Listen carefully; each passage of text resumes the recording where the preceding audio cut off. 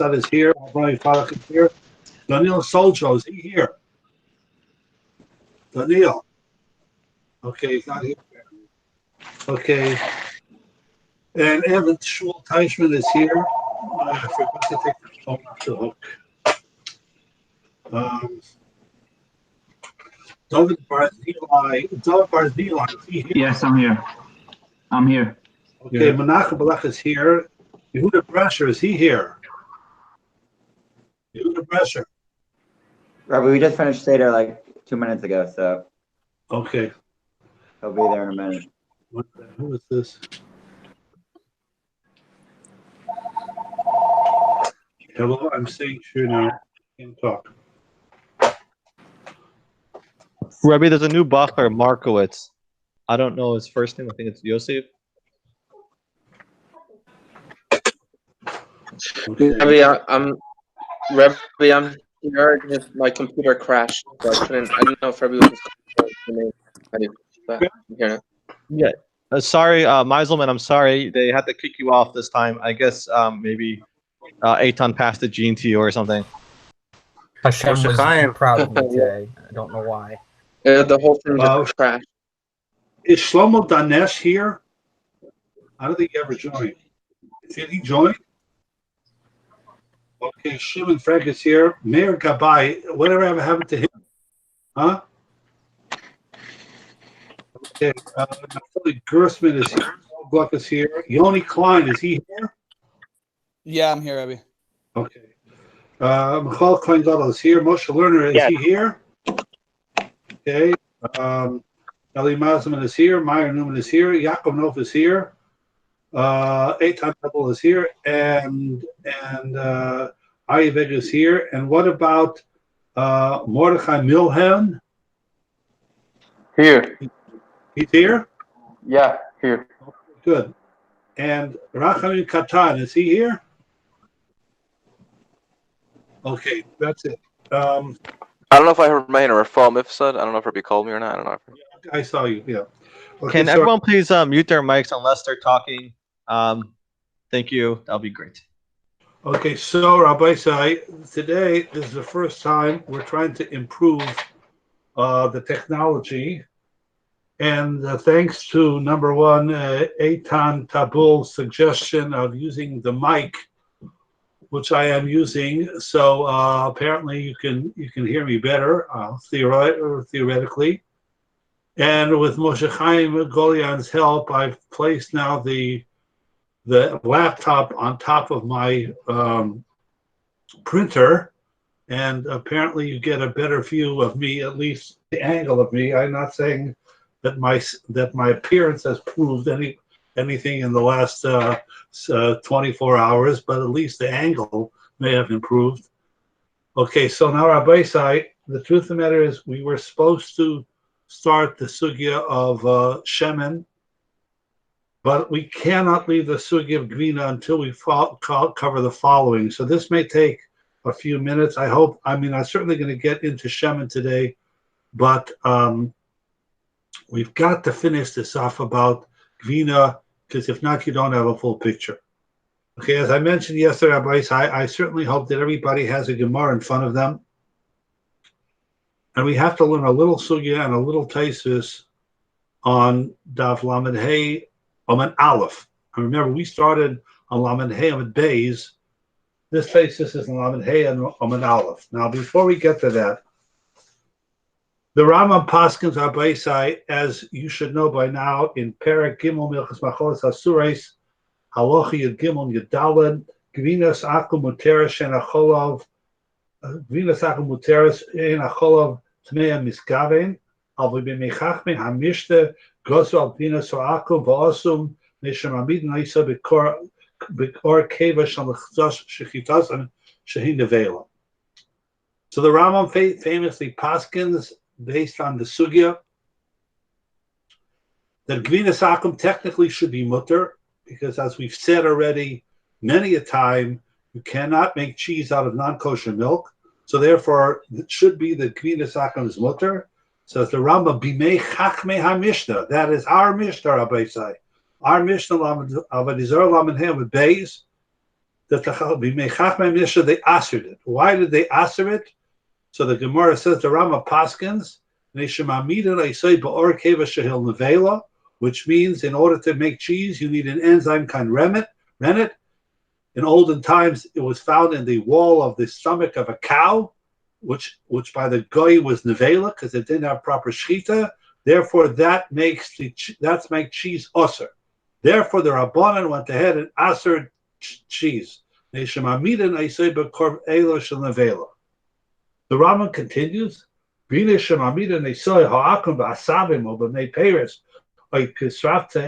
Her mitzvah she asura shekvar gozu al kol gvinasakum bein shemida b'davar aser bein shemida b'davar mutter zera minish shamamida b'davar aser.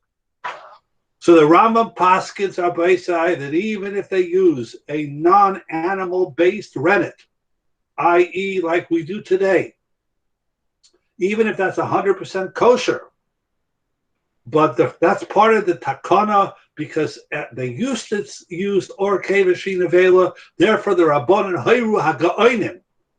Remember, rabbis, you have to know a little Jewish history here. There was the chachmei hamishta that are called tanoim. Then there was the amoroim, the chachmei of the Gemara. Then there are the ga'onim which followed the tekufa between the end of the Talmud and the tekufas harishonim. There's a period of the ga'onim, the mixes haga'onim asrua. There are some gainim that asered it, gzeira, because they used to use or kevashin avela. So therefore, even if they use something synthetic or they use something vegetable based, nevertheless it's aser. That's how the Rambam paskins, and that is how the Shulchan Aruch paskins as well. Now, that you all know, Rabbi Isai. We've gone over this many times. Turn Rabbi Isai to Lamed Hey Amud Aleph. Okay. Now the Gemara is about 2/3 of the way down. It's at the beginning of a line. So the Gemara over here is saying that it was a gzeira that they asked Gvinas Akum. My gzeira, Omer Mishum Pasi Mishum Bolevi Mishum Nikur. You know why they asked Gvinas Akum? Because Nikur. What's Nikur? Nikur is because cheese has to be made from milk. If they left the milk uncovered overnight, we have to be afraid that snakes drank from it, and therefore snake will put its poison into the milk, and that's why they asered cheese. Mishum Nikur. Now that's a new Manda Omar. You never heard about this before. Now you've heard Rabbi Isai that there's something called Mayim Gluyim, that they asered water that was left over overnight because the snakes drank from it. So the Gemara is now saying that that's the reason they asered cheese, because the milk was left over overnight. Maybe the snake drank from it and put in its poison. That's how they asered it. So the Gemara says, so then why don't you say that? Why don't you say that's the reason? So the Gemara says, no, because they made a rule that whenever they make a gzeira in Eretz Yisrael, they don't tell the reason for a whole year, because they don't want people saying, "Hey, that's ridiculous." So therefore, they let the gzeira be. They don't give the reason, and they go weiter. Now the Gemara says, if that's the case, Ela me'ata yevesha tishtari, Yoshan tishtari. I'm sorry, I'm going to have to take the phone off the hook. I'm sorry, I'm busy now. So the Gemara says, well, if that's the case, if it was solid, or if the milk was already, if it became cheese or if it was solid, which means if there's no chashash of nikur, that the snake wouldn't drink it because it's old milk, etc., etc. So then it should in fact be mutter. So the Gemara says, and then the Gemara brings several different reasons, because the Gemara has a problem with the snake business, because on certain situations, whether the milk is old or whether it's already solidified, it wouldn't apply. So the Gemara says, one reason is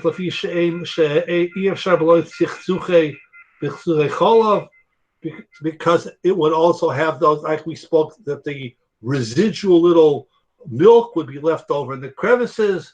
which is not kosher milk, then the Gemara says again, finally at the bottom of the Amid Rabbi Sai, that Omar Shmuel Omar Lefi Shemamidin Aisai Ba'ar Kevas Nevela Kevas Nevela. Then the Gemara comes on to Shmuel's reason of because they use the non-kosher stomach to go ahead and to be maimed the cheese. Okay, now this is all new to us. Because until now we thought this is Torah Sinai, that the problem with Gvinas Akum is because the Mamid and Sabor Kevas Nevela. Says the Gemara, there's a variety of reasons. One Amr says because of the snakes, one Amr says because of the keva, one Amr says because of the residual milk that's left in the crevices, etc., etc., etc. So now you have a fuller picture, Rabbi Isai, than you had before. This was not settled law necessarily that it's because of the nevela. There are other reasons. Now, this is very important, Rabbi Isai. Look inside your Gemara. This is Taisis Var Maschil Chada. Okay? Last Taisis on the Amid. Var Maschil Chada. Now look down, Rabbi Isai, about 8 or 10 lines. V'omer Rabbeinu Tam. This is crucial. V'omer Rabbeinu Tam ki achshav lo metzinu tam poshet l'isser b'gvinas oive kichovim. Says the Rabbeinu Tam, Milonu Gomer Rabbeinu Tam, that today, in his day, there's no simple reason that we should answer Gvinas Akum. Why? There's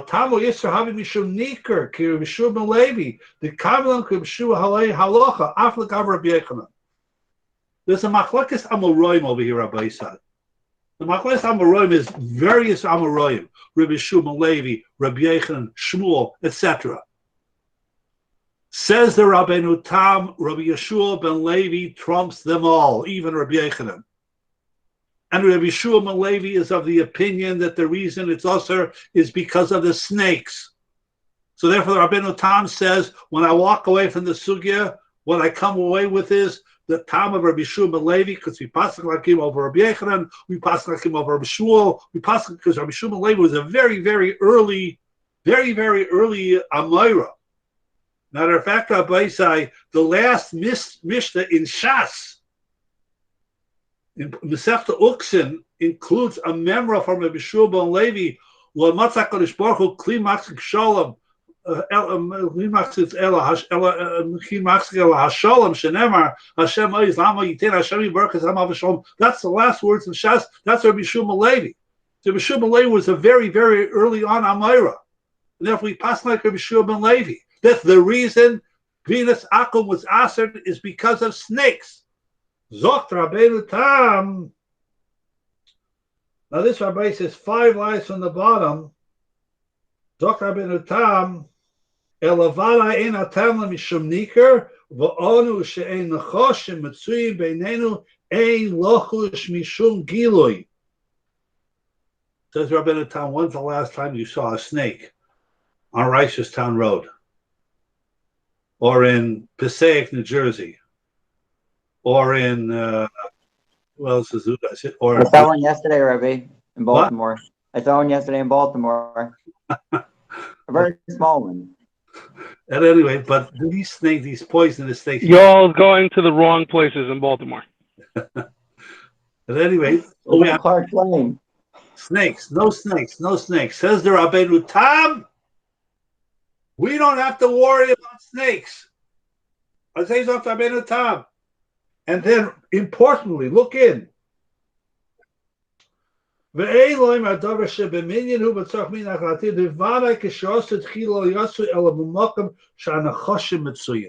don't tell me this was a gzeira the Chachamim made. No, this was a chashash that the Chachamim made, and the chashash was because of snakes. And therefore, l'chadchila, if you lived in a place where there weren't poisonous snakes, then Rachinami, there was never gzeira against Gvinas Akum. Says Rabbeinu Tam, v'gam b'harvei mekomes yesha oichlin eisai b'nei shemamidin eisai b'prochim. And there are many places in which they go ahead and they permit goyish cheese because they use plant things. V'gam ge'oni narvoina he tiro som b'mkomon v'tav shemamina so b'prochen.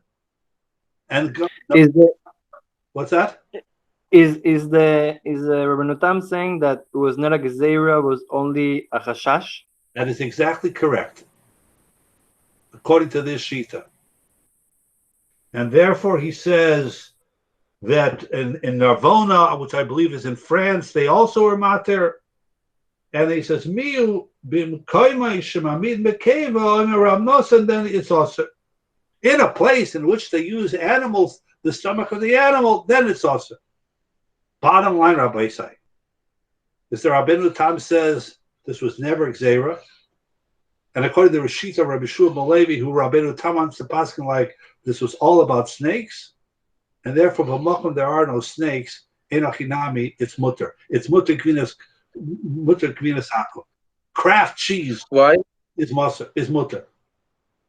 Why is it Gzeira on Gvina? Why isn't it on any fluid that comes from Akam?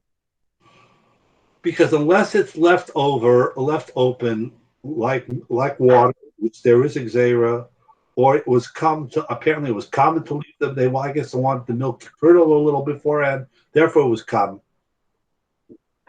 So that Rabbi you have over here a machlekes harishonim. Get this well. Between the Rambam, Mitzadecha, that says it's a Gzeira, and they did it because Shahaya Mamid Naisaba Korvei L'Shinavela. And the Rabbeinu Tam says that no, this is all about Niker, about snakes, and therefore b'makom there are no snakes, you don't have to worry. The Shulchan Aruch HaBaisai, as you well know by now, the Shulchan Aruch paskins like whom? All at once now? The Shulchan Aruch paskins like the Rambam. Gvinas Ho'achum Osrum Neshmamida Nesei Ba'orth Kevish Shchitasam Shinavela Va'afilu Ha'amidu Be'asavim Asura. Shulchan Aruch paskins like the Rambam, and therefore even if they use plant-based rennet, still also all part of the Gzeira. Zokter Ramah, we mentioned this Ramah. V'chein haminig ve'ein lifreitz geder. Now, when the Ramah says v'chein haminig ve'ein lifreitz geder, why does he have to say that? You know, he doesn't say by chometz. Chometz is also ve'ein lifreitz geder. Nevel is also ve'ein lifreitz geder. The answer is that the Ramah is very aware that there were many places that they did eat gvinas akum. And therefore the Ramah is saying, yes, I know that. But unless that's the minig in your place, unless in Baltimore, Maryland, or Los Angeles, California, or Sao Paulo, Brazil, that is the minig that we always use non-kosher goyish cheese, ein lifritz gerer, Zokt Ramah, im loy b'mokim shenogu b'mheter mikadmoinim. Unless this was a well-established minig going back to centuries, enochinami gvinas akum is also. Now, the Ramah adds, and he says, Yisrael roa asiyas hagvinas achaliva mutter. The Ramah Shita Rabbi say is that when we say need gvinas Yisrael, what is gvinas Yisrael? Gvinas Yisrael is when a Jew is there. Now, what must the Jew be there for? So the Ramah Shita is that the Yisrael only has to be there for number one, the chaliva, the milking, and when the guy puts in the rennet into the batch, into the vat. Zok der shach, Rabbi say. The shach and the taz. No, that's not sufficient. That's line 2. We have to wait 1 minute. Zok the shach, that's not sufficient. The Jew has to not only see the making of the cheese, but the Jew actually has to go ahead and put the rennet in the cheese. And this is what you mentioned last week, that this is a long process. The mashgiach has to be there for 48 hours. He has to be there all the time. He has to be there constantly. And he has to not only see the making the cheese and the milk, but he has to go ahead and put actually the physical rennet into the batch. So Rabbi, Ramah and Shach. what is the Ramah? How does the Ramah differ from the Shach? The Ramah says all the Jew has to do is be there. He has to see the guy put in the rennet. According to the Shach, he has to actually put it in. Rabbi, what's the reason of the shach? I mean, what's the result of the Shach? The reason. What's Why the? It's not. If it's not, that's not called Gvinas Yisrael. The Shach, in fact, brings a raya. Listen to the words of the Shach. Because when it came to milk, Rabbi Isai, what was the lashon of the Shulchan Aruch? What was the lashon of the Mishnah? Ve'ein Yisrael ro'ehu. The only thing that we required was ro'ehu. Says the Shach. When it comes to cheese, ro'ehu is apparently not sufficient because the Gemara should have said the same thing. By cheese, ro'ehu. Vaisais, you need more than ro'ehu. You need the physical involvement, the actual physical involvement of the Jew in making of the cheese. What's called making cheese? Making cheese is when you throw the rennet in the thing. That's making it. That's where the Shach gets it from. So according to this is not symbolic. This is actually something that has to be done by Yid. Correct. Now, that's a good point, Mr. Mifsad. As opposed to pas akum, which we said is symbolic. You throw in a little twig, that's already symbolic. This isn't symbolic. It has to be Jewish cheese. How do you make Jewish cheese? You make Jewish cheese by making the cheese. What's called making the cheese? Making the cheese is called when you put the rennet in. Now, finally, Rabbi said, the last point that we're making about Gvinas Akum. Do you need, it should be Gvinas Akum for cottage cheese. Huh? What about cottage cheese? Is cottage cheese made by the same process as regular cheese? No, Mr. Pollock, it is not made by the same process. Is anybody here who knows? Mr. Veg, you know how to make cottage cheese? No, but we had this last week. Since it didn't exist back then, therefore there was no takan on it, therefore it'd be mutter. Well, cottage cheese is no renner. Mr. Veg, I hate to disabuse you, but cottage cheese existed back then also. Never mind. Cottage cheese doesn't have a renner. It just sits. It doesn't have a mess. So don't they add some sort of acid, Rebbe? So how do you make cottage cheese? Don't they need to add like an acid? Okay, so Rabbi Isai, have you ever wondered about this? Why on earth is it called cottage cheese? The answer. The thought never really crossed my mind, Rebbe. The answer. It's the sound you make when you eat it. You say. Okay, so you can Google this later, Rabbi Isai.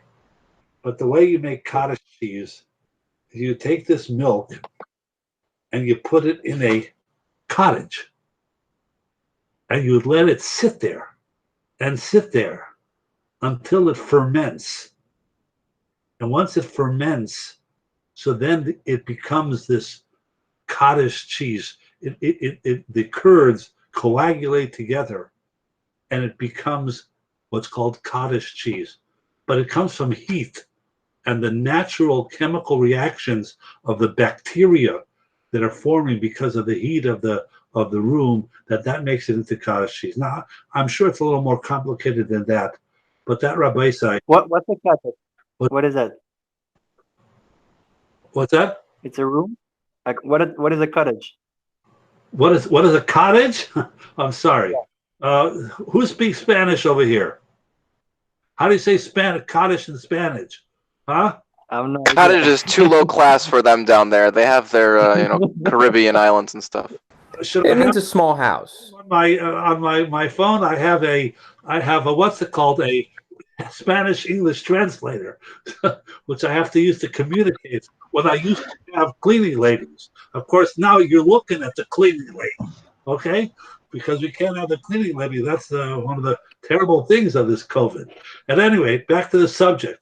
Cabana is a little shack, Mr. Zakai. It's a little shack.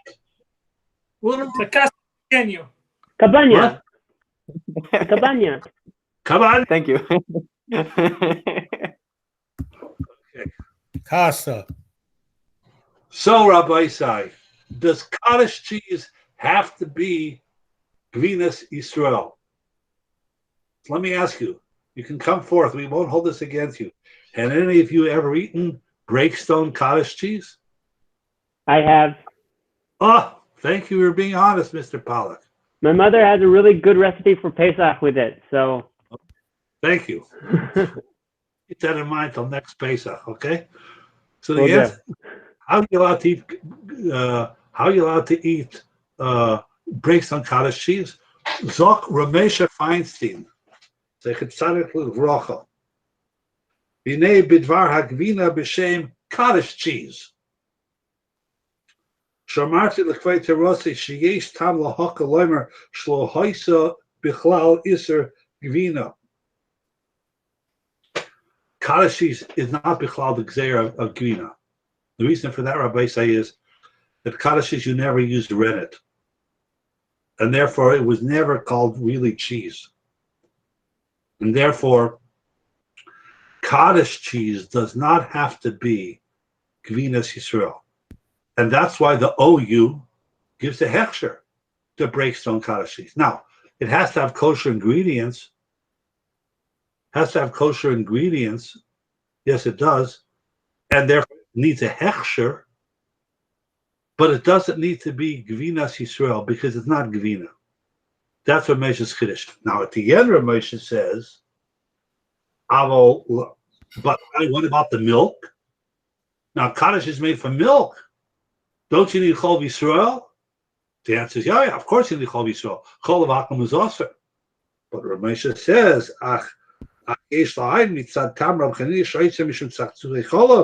so up there, Abola Hamakilin, Bacholov HaCompanies. So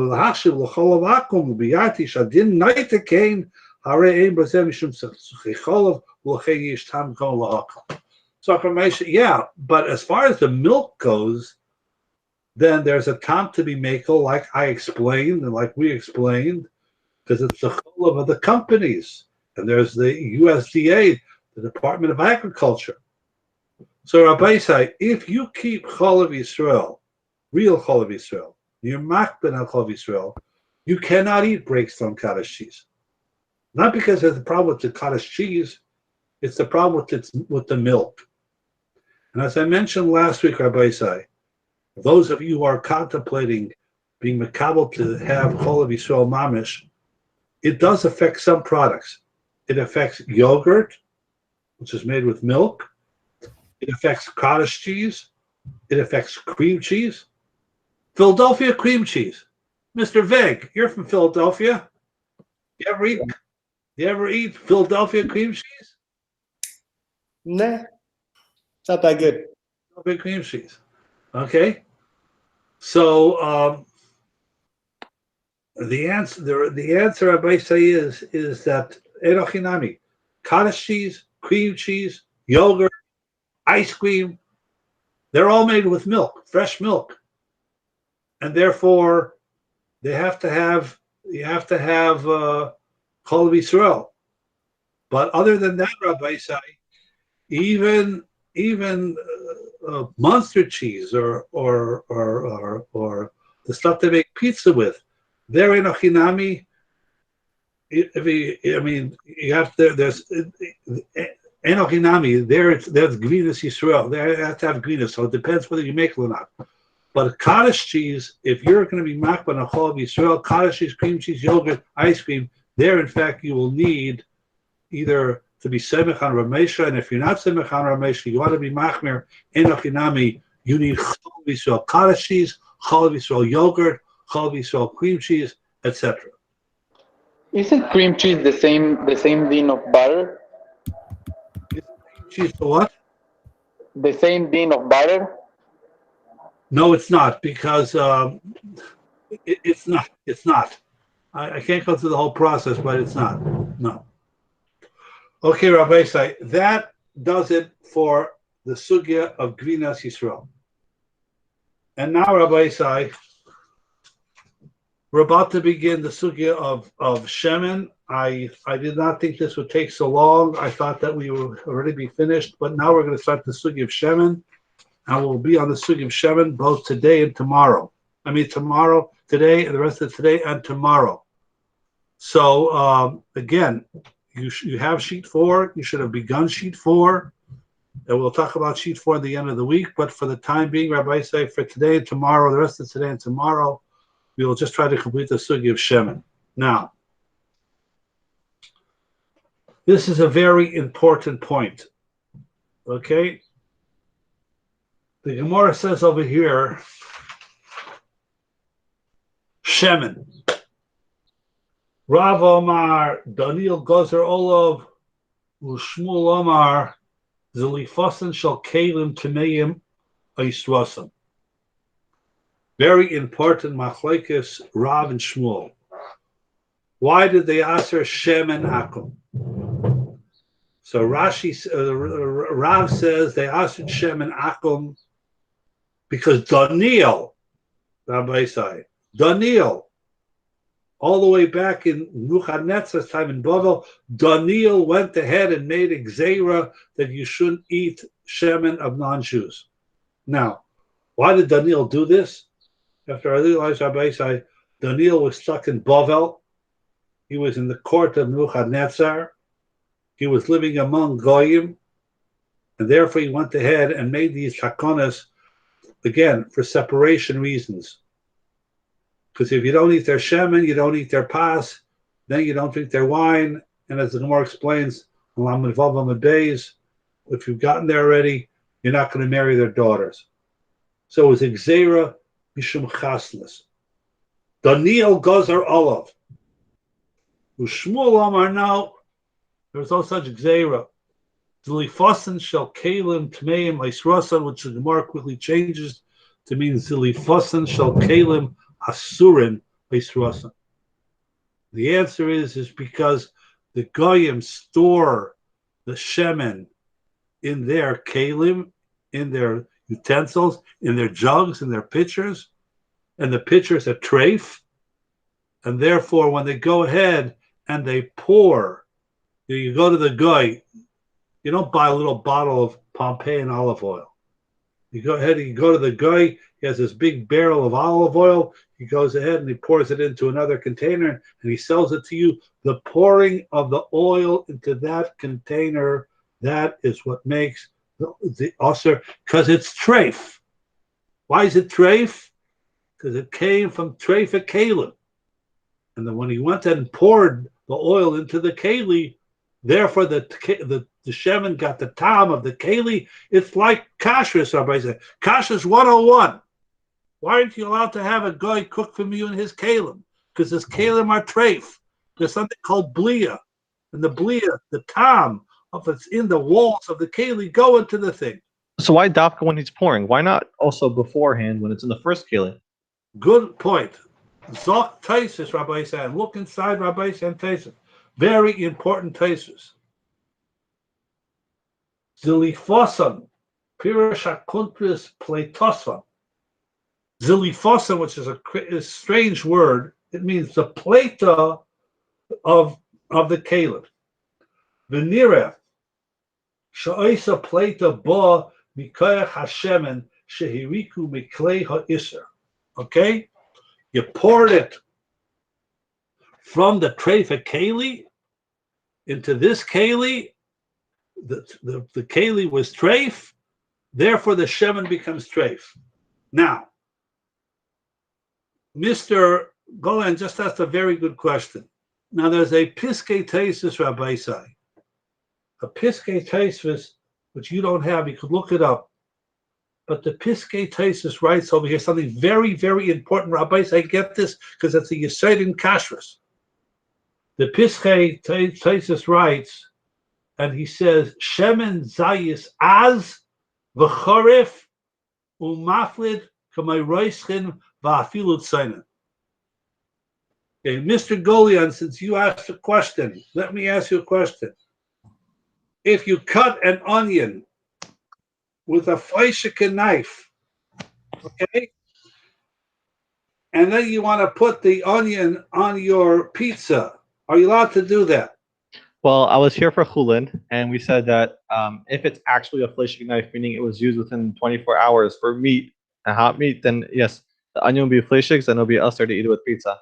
Now let me ask you: if you took an apple and you sliced it with a fleshig knife, and you want to put that on the pizza for some strange reason, is that a problem?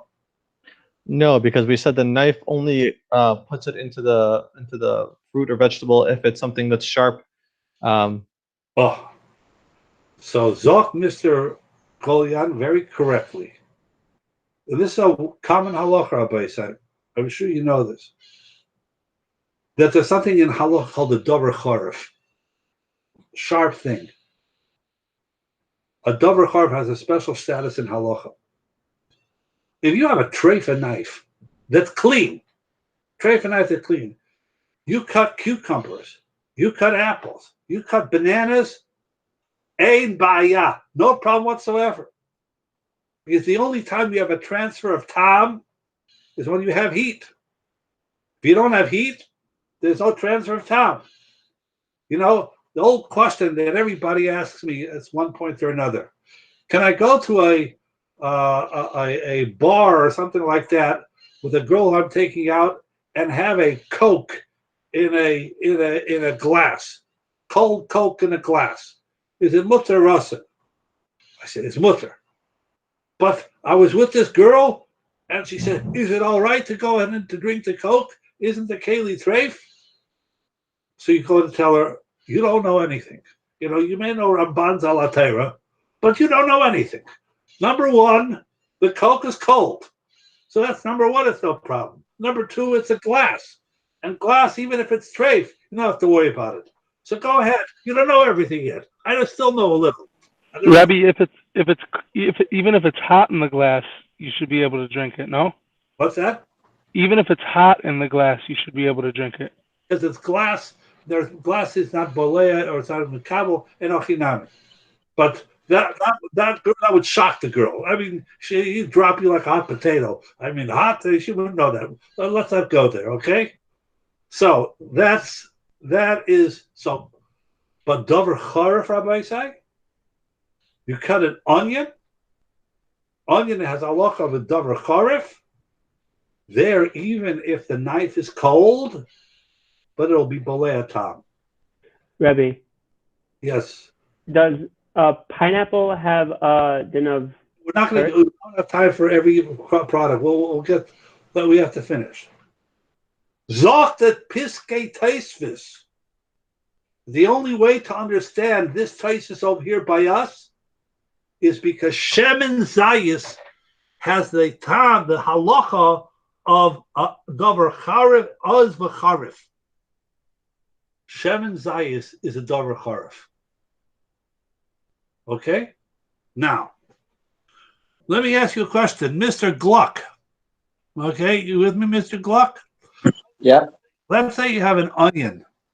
You don't cut it with a knife, but you go ahead, you take a spoonful of the onion with the fleshik spoon. Is that onion fleshiks now? Well, it's different because by the knife, it's going all the way into it, and it's. Well, I think the Gemara says as far that because of the action of the knife, that it pushes into it. That this din of davar charif, listen well. This din of davar charif only applies when you have the combination of a davar charif and duchta de sakina, the pressure of the knife. If you don't have the pressure that the knife would come out like a spoon or something like that, there is no din of davar charif. Aha! Now we can know what Taisus means, what Shmuel really means. Zlifasan shal kelim asur neisrasan. So Mr. Golian asked, what's happening over here? Well, how does it become usher? The answer is, Rabbi, so you have the two magic or troublesome combinations. Shemen zayis is a davar charif, and the zilifasan, the pouring Taisus equates because there's gravity, there's pressure. That's enough, says Taisus, to make it usher. Now, there's one little catch, Rabbi Isai, over here. Look back into Taisus's lashon. Zilifason, Pirsha Kodesh Shvichason, which is the same as pouring. V'nira she'oisa pleta ba mikayach hashemen shehiriku mikli.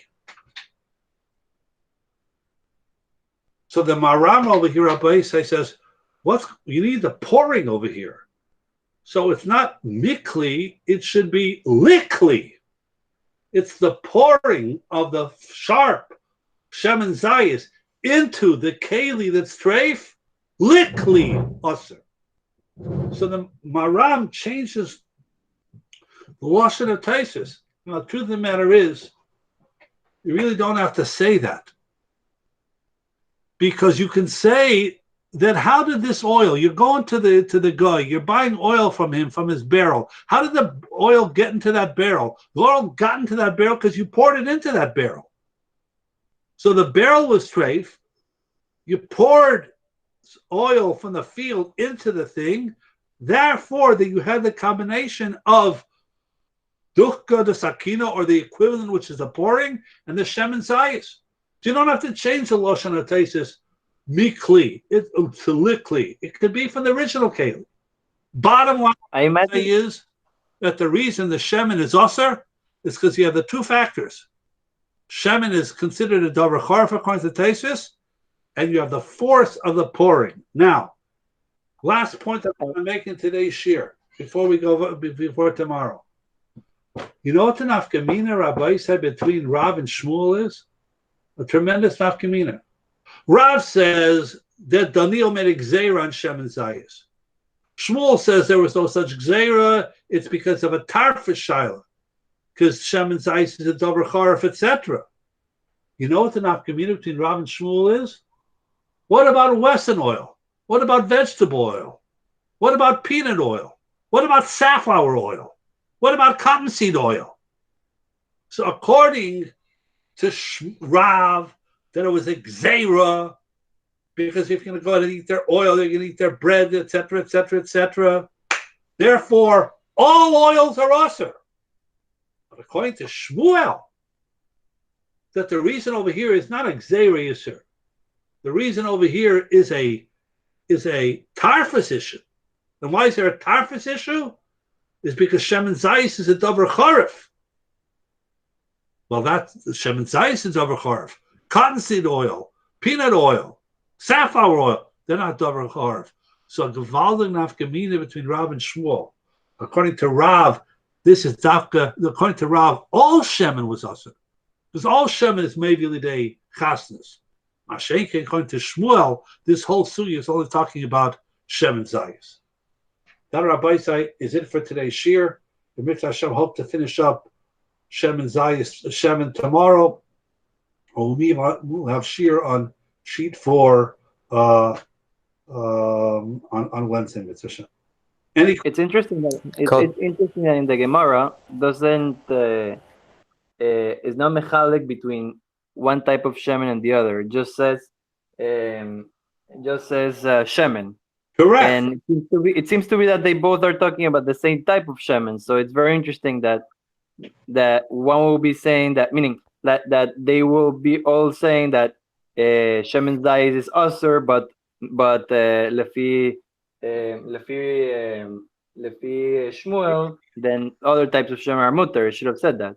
The Gemara doesn't always say nafkaminas lahalacha, but according to the way the Taisus Yishanim is learning, which is how you have to learn like that, this is only because of tarfus when you have a davar charif. So you have to come on to that. So the fact that the Gemara didn't say this nafkamina doesn't prove anything. Don't we say that stam shemen is shemen zayis? In what context? Lavdafka? No, not true. No. Rabbi, who decided that only shemen olive oil is davar charif? Why not other oils? Your taste buds decided it, which means there's a certain sharpness to shemen zayis as opposed to other oils. Other oils are just oily, greasy. But Shemen Zayis has a kick to it, and that the Taisus holds is enough to make it into a davar charif. Yeah, okay.